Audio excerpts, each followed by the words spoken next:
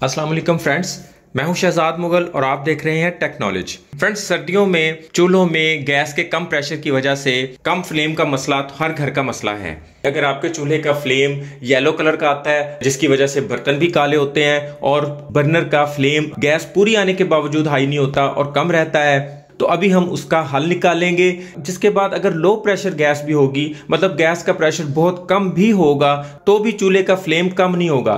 चूल्हे में गैस के फ्लेम को हम कैसे बढ़ा सकते हैं, तो इसके लिए फ्रेंड्स हम सबसे पहले तो इसके ऊपर वाले ये कवर उतार लेंगे और इन्हें अलग से वॉश कर लेंगे। इनको प्रॉपर और आसान तरीके से वॉश करने की वीडियो मैं ऑलरेडी चैनल पर दे चुका हूं, जिसमें इन बर्नर्स को भी बिना हाथ लगाए वॉश करने का तरीका बताया हुआ है। तो फ्रेंड्स, होता यह है कि अगर हमारे बर्नर्स के अंदर इस तरह का कचरा वगैरह हो गया हो या इसके इन होल्स में इस तरह का कचरा चला जाता हो दूध उबलने से या कुछ घी गिरने से या कोई और चीज इसमें गिरने से, तो जब गैस यहाँ पे आती है तो वो बाहर निकल के बर्तन को गर्म करने के बजाय आधी गैस इसके अंदर ही इस कचरे को जलाने में सर्फ हो जाती है और सारी गैस बाहर निकल के बर्तन को गर्म नहीं करती। जिस तरह आप इस बर्नर के अंदर देख सकते हैं कि इसमें आग लगाने के बाद इसके अंदर का कचरा जलना शुरू हो जाता है और आप ये जला हुआ कचरा भी देख सकते हैं। अभी हम इसकी क्लीनिंग करेंगे और इसकी सेटिंग करेंगे, फिर आप देखेंगे कि यही फ्लेम किस हद तक फास्ट चलेगा और किस हद तक जबरदस्त तरीके से काम करेगा। तो फ्रेंड्स, इन बर्नर्स को हम किसी भी बर्तन में इकट्ठे जोड़ के तो इनके ऊपर वॉशरूम में यूज होने वाला हार्पिक या डोमिक्स वगैरह इनके ऊपर हम थोड़ा सा छिड़क देंगे और अगर मुमकिन हो तो गर्म पानी, वरना फिर सादा पानी इसके ऊपर हम डाल देंगे और इतना पानी कर देंगे कि ये बर्नर सारे उसके अंदर डिप हो जाए। जितनी देर ये पानी में डिप रहते हैं हम अपने चूल्हे की तरफ आ जाते हैं। हम इसके इस टॉप कवर को 2 पेचों की मदद से खोल लेंगे। अगर आपके पास इस तरह का कुकिंग रेंज है तो ये इसका ये ऊपर वाला टॉप खुल जाएगा। अगर आप दूसरा चूल्हा यूज कर रहे हैं तो उसे सिंपली हम उल्टा कर लेंगे। एक तो पहले गैस का प्रेशर बहुत कम होता है, ऊपर से अगर हमारे चूल्हे के बर्नर ब्लॉक हो, उनकी सेटिंग ठीक ना हो, तो ऐसी सूरत में हमारा चूल्हा बिल्कुल भी फ्लेम नहीं पकड़ता। हमने इसकी ऊपर से फिटिंग उतार दी है। बर्नर आप देख सकते हैं इनमें चिकनाई जम चुकी है और इसके इस जगह पे वो सामने बर्नर का जेट लगा हुआ है जहां से गैस आउट होती है।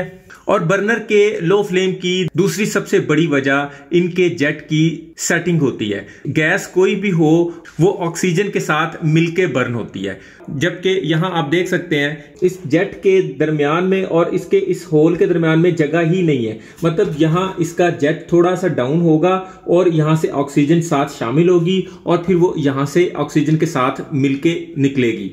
आपने अक्सर देखा होगा कि जेट के और बर्नर के दरमियान में थोड़ा वक्फा होता है। आमतौर पे दिखने में ऐसे लगता है कि यहां से गैस लीक होगी, लेकिन ऐसा नहीं होता। जब हम इस जगह पे फ्लेम ऑन कर देंगे तो इस जगह से ऑक्सीजन साथ शामिल होगी और फिर इस बर्नर में से जो गैस आएगी वो इस जगह पे आएगी और जहां से बर्नर का शोला ऑन होगा। एक्चुअली होता ये है कि ये लो प्रेशर गैस होती है, इसका इतना प्रेशर नहीं होता कि ये बाहर मौजूद ऑक्सीजन के अंदर शामिल हो सके। बाहरी ऑक्सीजन का प्रेशर ज्यादा होता है, इसके अंदर जो गैस आ रही होती है, जो जेट में से निकल रही होती है, उसका प्रेशर कम होता है। इसलिए वो बाहर की जो ऑक्सीजन होती है वो उस गैस को दबा के रखती है और वो सीधा इसके इस बर्नर में आ जाती है और यहां से जलना शुरू हो जाती है। और हमें यहां भी इसकी सेटिंग चाहिए होती है कि हमें इसके अंदर कितनी ऑक्सीजन शामिल करना है। अगर हम यहां पे ज्यादा गैप देते हैं, मतलब हम इसको थोड़ा सा ऊपर ले जाते हैं और ये आप देख सकते हैं इसके जेट के और ऊपर वाली जगह में थोड़ा गैप आ गया, यहां से ऑक्सीजन शामिल होगी, जबकि इससे पहले ये इसके अंदर घुसा हुआ था, यहां पे सेटिंग थी। अब इस जगह पे इसमें ऑक्सीजन शामिल ही नहीं हो रही थी,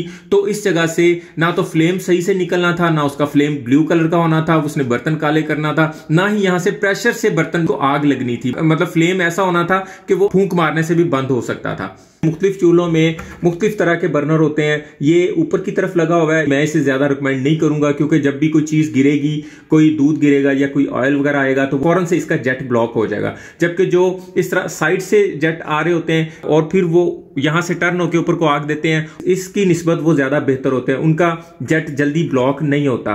अभी हम इसका यहां से जेट भी खोल के साफ करेंगे और इसकी सेटिंग भी करेंगे। जेट खोलने के लिए आप किसी प्लायर का इस्तेमाल कर सकते हैं, किसी चाबी का इस्तेमाल कर सकते हैं, छोटे रेंच का इस्तेमाल कर सकते हैं।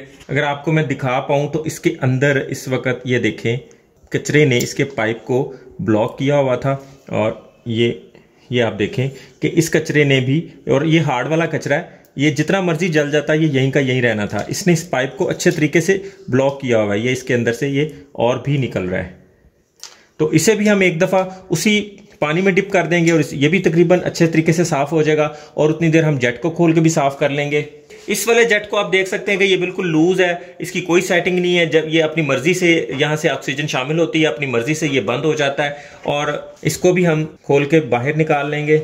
और ये भी आप देख सकते हैं कि इसकी भी कंडीशन बहुत बुरी है। चूल्हे को हर 6 माह बाद हमें इसकी अच्छे से सफाई करनी बहुत ज़रूरी है। अगर हम इसकी सफाई करते रहेंगे तो गैस के प्रेशर का, लो फ्लेम का हमें बिल्कुल भी मसला नहीं रहेगा, क्योंकि जब गैस का प्रेशर पीछे से कम होता है और अगर हमारे चूल्हे में इस तरह की सेटिंग हो या चूल्हा गंदा होगा तो वो गैस के थोड़े से प्रेशर को बिल्कुल भी यहाँ से आउट नहीं कर पाएगा और चूल्हा बिल्कुल चलेगा ही नहीं। और हम कहते हैं कि लोड शेडिंग बहुत ज़्यादा हो रही है और उसमें कुछ नहीं चल रहा। जबकि अगर हम चूल्हे की सफाई रखेंगे तो थोड़े से प्रेशर से भी हमारे चूल्हे सही वाले चलेंगे, खाना वगैरह हम पका सकेंगे और गैस की लोड शेडिंग में भी हम अच्छे तरीके से मैनेज कर पाएंगे।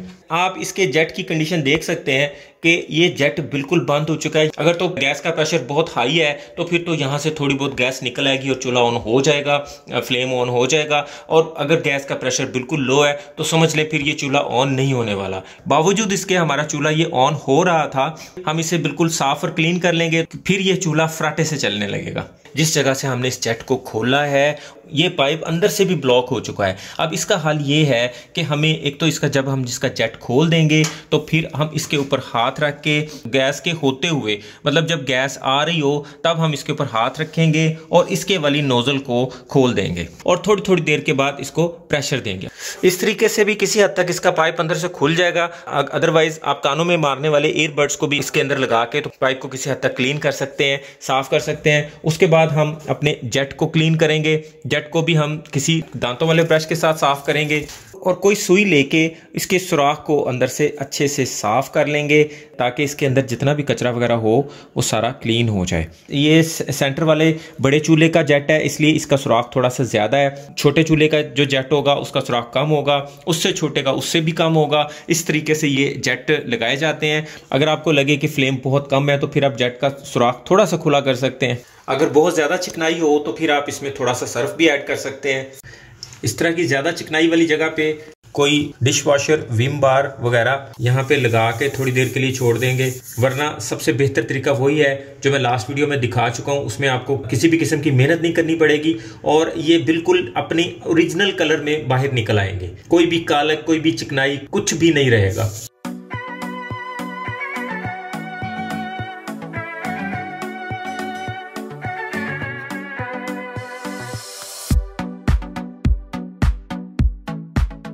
तो फ्रेंड्स हमने इस प्लेट के साथ इस बर्नर को कस के इसके अंदर जेट भी लगा दिया है और इस बार इसमें थोड़ी स्पेस भी है।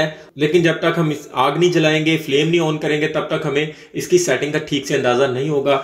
इसे बंद करने के बाद तो ये सेटिंग कर नहीं पाएंगे। इसलिए हम इसी तरह इसके ऊपर टॉप लगाने से पहले इसकी मुकम्मल फिटिंग लगाकर इसे आग लगाकर देख लेंगे। हमारे पास ज्यादा टाइम नहीं था इसलिए हमने इसे ज्यादा वाला साफ नहीं किया, क्योंकि इस वीडियो का मकसद इसकी सफाई नहीं है बल्कि इसके फ्लेम को बेहतर करना है। और साथ में हम अब इसकी सेटिंग भी करेंगे और वो इस तरह करेंगे कि हम इसके बर्नर के साथ ऑक्सीजन को मिक्स करेंगे तो देखेंगे कि ये कहाँ पे सेट होती है। तो हम इसका ये नट थोड़ा सा लूज कर लेंगे और फिर हम इसके बर्नर को थोड़ा ऊपर करके देखते हैं तो आप देखेंगे कि इसकी आवाज़ भी चेंज हो जाएगी और इसका शोले का फ्लेम का फ्लो भी चेंज हो जाएगा। ये जैसे जैसे मैं नीचे कर रहा हूँ इसकी आग येलो कलर की हो रही है। हर चूल्हे के अंदर इसकी एयर की सेटिंग होती है। किसी में एक पेच होता है और वो पेच आप लूज़ करके उसकी सेटिंग को आगे पीछे कर सकते हैं। एयर को कम ज़्यादा करना ही चूल्हे में मेन सेटिंग होती है। और मैं 100% गारंटी के साथ कहता हूँ कि अगर आप अपने चूल्हे के साथ भी ये काम कर लेते हैं तो गैस का प्रेशर अगर बिल्कुल थोड़ा सा भी होगा तो आपके चूल्हे का फ्लेम बहुत अच्छे से चलेगा। थोड़े फ्लेम पे भी लाइट ब्लू गैस देगा और बर्तन बिल्कुल भी काले नहीं करेगा। हमें इसे साफ करने के बावजूद इसके होल्स को इंडिविजुअली भी चेक करना है। अगर किसी होल के अंदर थोड़ा सा भी कचरा जमा होगा तो उस कचरे की वजह से एक तो गैस प्रॉपर निकलेगी नहीं, फ्लेम का कलर येलो हो जाएगा जिसकी वजह से बर्तन काले होने लगेंगे। जिस तरह इस बर्नर को अच्छे से वॉश करने के बावजूद इसके होल बंद थे वो हमने एक नोकदार चीज के साथ खोल दिए हैं। अब हम इसे भी चेक कर लेंगे और इसके फ्लेम की भी अलग से सेटिंग कर लेंगे। इसी तरह हम सारे बर्नर्स की अलग अलग से सेटिंग करते जाएंगे। तो इसकी सेटिंग के लिए भी हम गैस का पीछे से वॉल ऑन करेंगे और टेम्परेरी इसके ऊपर ये बर्नर रख देंगे और इसके वॉल के साथ नाब लगा देंगे। इसमें आप देख सकते हैं कि बिल्कुल थोड़ा सा गैप है।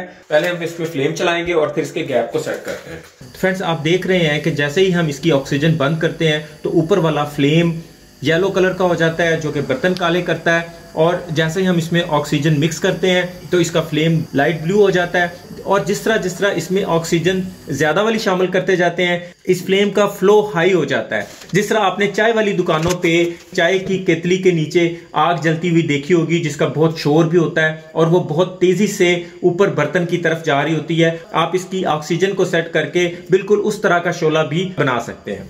इसके अलावा फ्रेंड्स, चूल्हे के बर्नर्स को क्लीन करने के लिए, साफ करने के लिए मार्केट से इस तरह का ब्रश भी मिल जाता है। इससे हम अगर वीकली भी इन बर्नर्स की सफाई करें तो ये बहुत अच्छे से और बहुत जल्दी क्लीन हो जाते हैं। इस तरह ये साथ साथ ही क्लीन होते रहेंगे और इनमें लो फ्लेम का मसला नहीं आएगा। हमने इनमें ये 2 बर्नर्स की सेटिंग नहीं की ताकि हमें पता चले कि हमने जो मेहनत किया उससे इस चूल्हे में कितना फर्क आया। इसकी एक दफा फिर से फिटिंग कर देंगे। गैस से चलने वाली किसी भी चीज़ के अंदर ऑक्सीजन की सेटिंग इसी तरीके से ही होती है, सिर्फ मैकेनिज्म का फ़र्क हो सकता है। आमतौर पे दूसरे चूल्हे जिन्हें उल्टा करके हम नीचे से खोल के साफ भी कर सकते हैं, उनकी सेटिंग के लिए एक पेच लगा होता है। उस पेच को थोड़ा सा ढीला करके जेट एक ही जगह पे रहता है, लेकिन इसके ऊपर एयर की सेटिंग दी गई होती है, जिससे हम सेटिंग करके पेच को कस देते हैं तो फ्लेम का फ्लो अपनी मर्जी का ले सकते हैं।